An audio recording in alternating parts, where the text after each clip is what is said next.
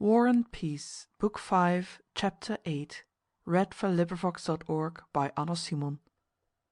war was flaming up and nearing the Russian frontier. Everywhere one heard curses on Bonaparte, the enemy of mankind.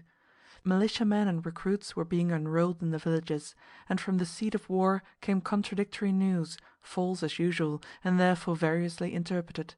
The life of old Prince Bolkónski, Prince Andrew, and Princess Mary had greatly changed since 1805. In 1806 the old prince was made one of the 8 commanders-in-chief, then appointed to supervise the enrollment decreed throughout Russia. Despite the weakness of age, which had become particularly noticeable since the time when he thought his son had been killed, he did not think it right to refuse a duty to which he had been appointed by the Emperor himself, and this fresh opportunity for action gave him new energy and strength. He was continually traveling through the 3 provinces entrusted to him, was pedantic in the fulfillment of his duties, severe to cruelty with his subordinates, and went into everything down to the minutest details himself. Princess Mary had ceased taking lessons in mathematics from her father, and when the old prince was at home went to his study with the wet nurse and little Prince Nicholas, as his grandfather called him. The baby Prince Nicholas lived with his wet nurse and Nurse Savishna in the late prince's rooms, and Princess Mary spent most of the day in the nursery, taking a mother's place to her little nephew as best she could. Mademoiselle Bourienne, too, seemed passionately fond of the boy, and Princess Mary often deprived herself to give her friend the pleasure of dandling the little angel, as she called her nephew, and playing with him. Near the altar of the church at Bald Hills there was a chapel over the tomb of the little princess, and in this chapel was a marble monument brought from Italy, representing an angel with outspread wings ready to fly upwards. The angel's upper lip was slightly raised as though about to smile, and once on coming out of the chapel Prince Andrew and Princess Mary admitted to one another that the angel's face reminded them strangely of the little princess. But what was still stranger, though of this Prince Andrew said nothing to his sister, was that in the expression the sculptor had happened to give the angel's face, Prince Andrew read the same mild reproach he had read on the face of his dead wife. "Ah, why have you done this to me?" Soon after Prince Andrew's return, the old prince made over to him a large estate, Bogucharova, about 25 miles from Bald Hills. Partly because of the depressing memories associated with Bald Hills, partly because Prince Andrew did not always feel equal to bearing with his father's peculiarities, and partly because he needed solitude, Prince Andrew made use of Bogucharova, began building and spent most of his time there. After the Austerlitz campaign, Prince Andrew had firmly resolved not to continue his military service, and when the war recommenced and everybody had to serve, he took a post under his father in the recruitment, so as to avoid active service. The old prince and his son seemed to have changed roles since the campaign of 1805.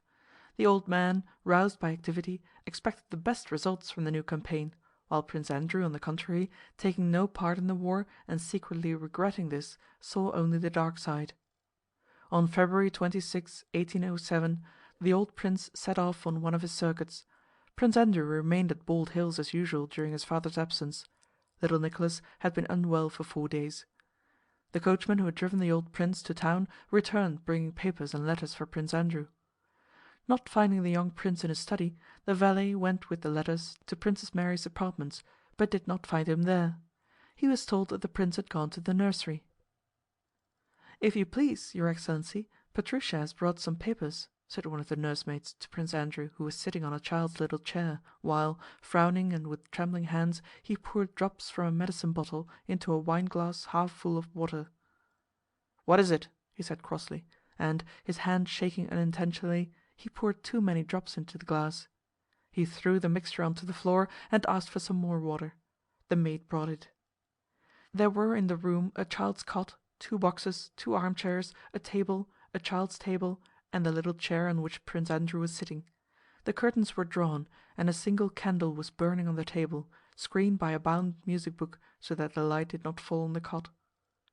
"My dear," said Princess Mary, addressing her brother from beside the cot where she was standing, "better wait a bit. Later."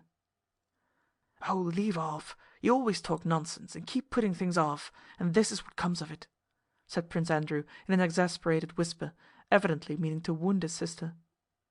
"My dear, really, it's better not to wake him. He's asleep," said the princess in a tone of entreaty.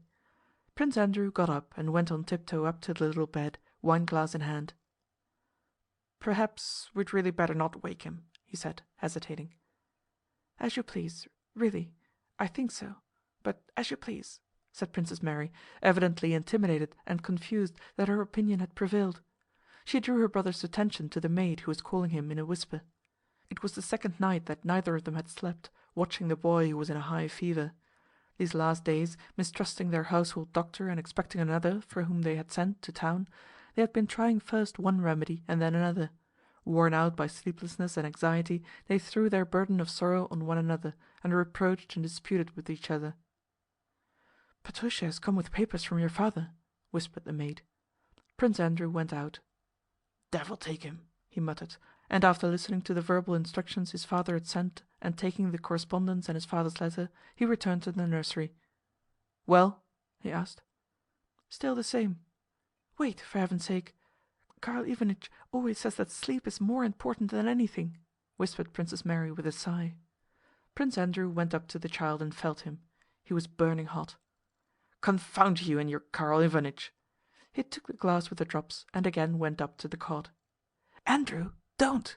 said Princess Mary. But he scowled at her angrily, though also with suffering in his eyes, and stooped, glass in hand, over the infant.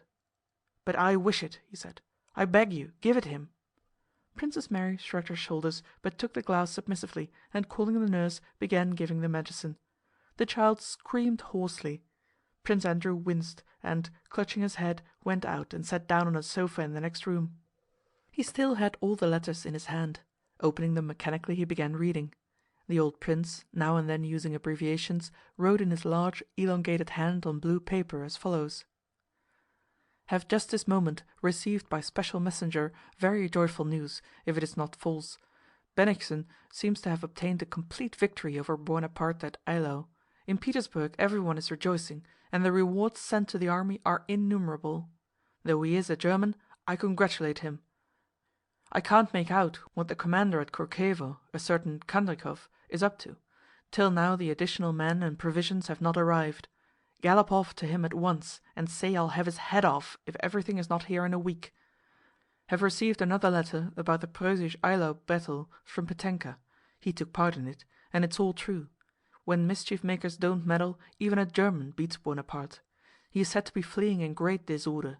Mind you gallop off to Korchevo without delay and carry out instructions." Prince Andrew sighed and broke the seal of another envelope. It was a closely written letter of 2 sheets from Bilibin. He folded it up without reading it, and reread his father's letter, ending with the words, "Gallop off to Korchevo and carry out instructions." "No, pardon me, I won't go now till the child is better," thought he, going to the door and looking into the nursery.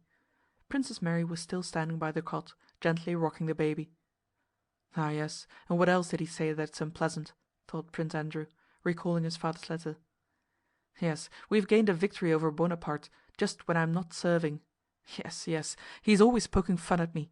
Ah well, let him." And he began reading Bilibin's letter, which was written in French. He read without understanding half of it, read only to forget, if but for a moment, what he had too long been thinking of so painfully to the exclusion of all else. End of chapter 8.